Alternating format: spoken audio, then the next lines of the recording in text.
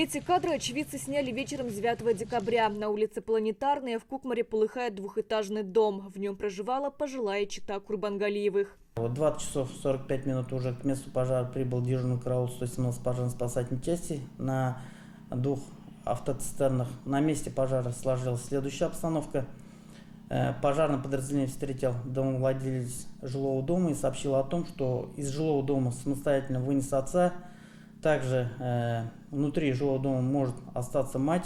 75-летнюю женщину спасти не смогли. Ее супруг отравился продуктами горения. Состояние средней тяжести сейчас находится в ЦРБ. Площадь пожара огромная – 304 квадратных метра. От дома ничего не осталось. Также сгорели баня, гараж и сарай. Предварительной причиной пожара здесь тоже стало нарушение правил использования электрооборудования. К дому был пристроен гараж и хозпостройки. Значит, в хозпостройках держали домашнюю птицу, чтобы птица не замерзла, включили обогреватель для них и, вследствие оставления электроприбора без присмотра произошел пожар.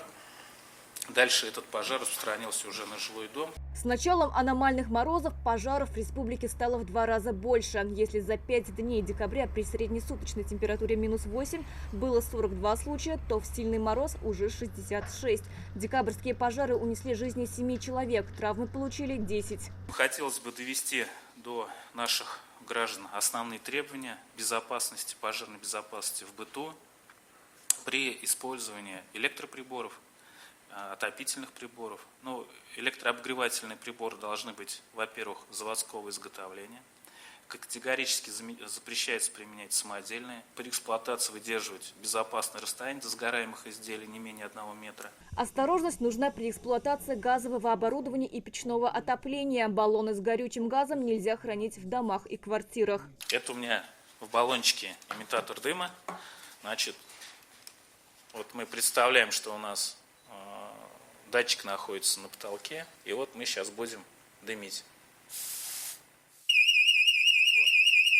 Пожарные извещатели должны стоять в каждом доме, настаивает МЧС. От огня прибор не спасет, но сохранит жизнь. При этом цена не превышает 350 рублей. Ирина Васильева, Данил Филатов, ТНВ, Казань.